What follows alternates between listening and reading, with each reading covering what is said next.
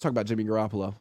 So Brock Purdy, he could miss this season. We don't know. And then they're down to Trey. And last year when they were down to Trey, we knew how they didn't feel good about that. They brought back Jimmy. They hedged, even though they said they didn't. They freaking hedged last year. So it's possible they might hedge again. Do you think they'll call up Jimmy and be like, let's do this one more time? I can see them being like in a glance and a little twinkle in their eye. A twinkle in my eye. Jimmy G. You think about him a little bit.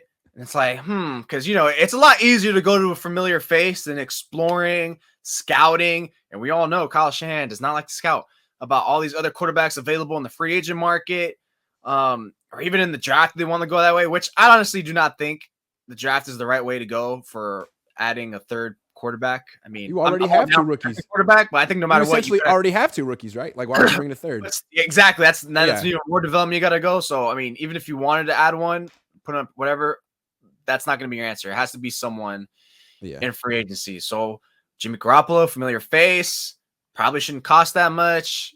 We don't have to do too much. Just put a plug and play. We're Gucci. Yeah. With that said, hell no. No, it's over. It's done. I think the conviction from Kyle Shanahan, from what he said in that press conference, I don't also Jimmy giggling on the sideline. It seemed like there's a little bit of like a it's over kind of thing. Like his locker was empty before everyone even was done. Clean.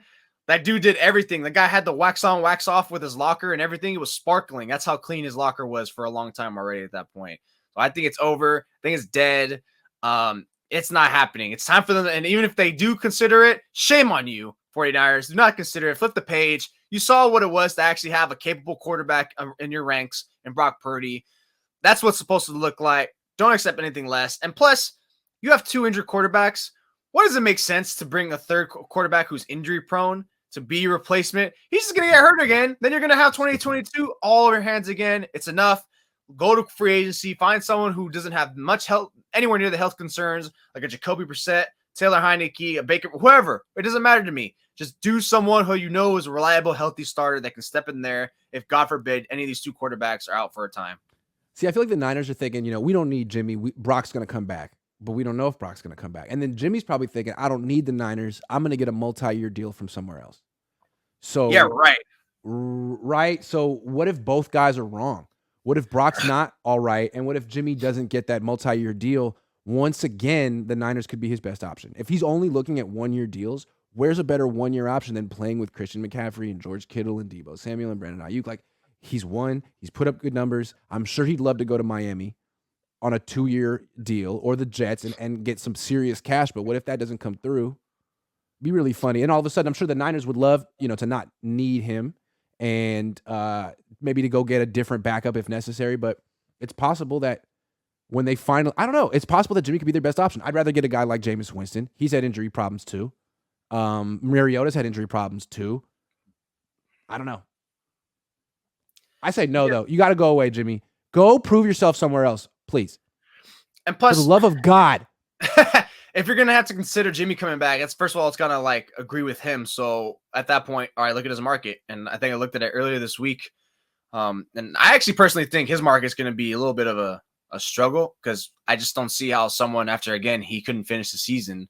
And I know a broken foot. Yeah. It's not okay. It's broken foot. It'll heal, whatever. I don't have to have too much, but still, it's the fact that the matter that it adds to an already stockpiled of injuries that this guy just cannot finish. And how the hell can you give this guy a multi-year deal? It's why when I wrote my 5 teams he's likely to go to, I'm just like, damn, how can any of these teams, even a desperate team like the Raiders, really trust in this guy? Really? You're right. And you mentioned Miami. Any team give him a multi-year deal? Yeah. And I wrote Miami too as a spot that he can go to because Tua, my God, talk about the most variable starting caliber quarterback with his concussions and everything and whatnot. The same case I just said about the Niners. Is Mike McDaniel really going to want him to come back to an injury-prone guy to potentially replace an injury-prone guy? Are you really going to give him 2 years, like $36 million? I don't think so. The only way you give him 2 years is if somehow there's an out and you load up the first year or something like that, and then and everything is set in incentive late. It's really the only way it's going to make sense. You make the annual salary like 15 or something like that to start off, and anything else more than that you kick it based on availability and such. But I just don't see. I really don't think he's going to get more than a 1-year deal. And I'm hard pressed to say 2 years. That's the most. But still, if anyone gives him 3, which I think is something he's probably going to want to look at, it's like you're probably like a team. It's like, Jimmy, are you tripping? Like, you just didn't finish another season. Like, I don't care if you pretty much only missed a game and a half in 2021. You were pretty much injured, and you. I don't care. That was Kyle's system that pretty much they won despite of you with all your injuries. You tore shoulder, you tore thumb. So that's why I can see, like, yeah, you're right. Where that does maybe like, okay, after weeks and weeks, it's suddenly, my God, deja vu. But instead of August, it's freaking March. It's March and April where I'm back, guys. Hey, what's up? The only thing is, Kyle said definitively he's not coming back. And you see any scenario where Jimmy's coming back? No. Now, I do not see any sense of scenario. To me, that he still left an out in his words. I think he still left an out. To be honest, you can say, you know what, things changed. I thought Brock was going to be healthy. He's not. That's immediately what I thought when he said that. Because that's what they said last year. Well, we thought Jimmy was going to be gone, but then he had the surgery and and it just kind of fell into place. We never thought this was going to happen. That's what they said last year, right? We never thought this was going to happen, but it just worked out for both sides. So that could happen again. Because I'm with you. I don't think he's going to get a multi-year deal, and maybe the Niners really are mad at him because of what happened at the end of the season, and maybe they go sign someone else. But if you sign Andy Dalton, does that give you is he better than Jimmy? No. Is he cheaper than Jimmy? Yeah. If you sign Jameis Winston, I would do that. I think Jameis is better than Jimmy, but that's just me. And you know what? I don't know if the Niners feel that way. I just think they need to get. I kind of like Tyler Heineke a little bit because he's closer to Brock. It wouldn't be too far off of Trey necessarily. A little far off, but not terribly far off. To me, it's just someone who's proven to be a decent starter for a stretch, and you don't have to worry about him being healthy. Because I think it would be the case if this guy, whoever does have a stretch of being healthy, if he does end up starting for a slew of games for the 49ers, like say it's like a Taylor Heineke, and he does get injured, it's like, at that point, can we just admit that they are bad luck and it is Kyle Shanahan at that point? It's like, look, you just got – it'd be the same thing if Brady were to come back. Like, if Brady got hurt, it's like, dude, you got the GOAT injured. The guy who hasn't missed games since 2007. Is there really a case to really – is anyone going to defend Kyle Shanahan anymore at that point? There's no reason to defend him. That's what I'm saying. Brock Purdy had never gotten injured. He never missed a game in college. Yeah. He never got And he got injured twice on the 49ers.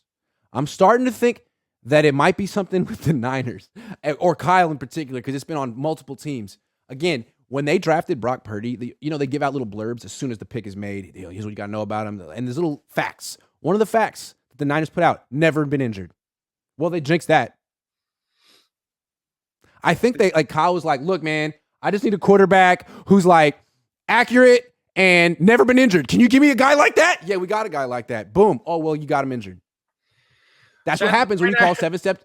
Yeah. The 49ers are like that bad gang or that bad influence people in high school where it's like, hey, kid, come join our gang. That sort of guy, it's going to be good. And everything's all good until it's like now all of a sudden they turn into this toxic, this bad figure. It's like the same thing with quarterbacks. Clean quarterback, clean history. Like, go there. Hey, I'm having success. Oh, injured. Injured.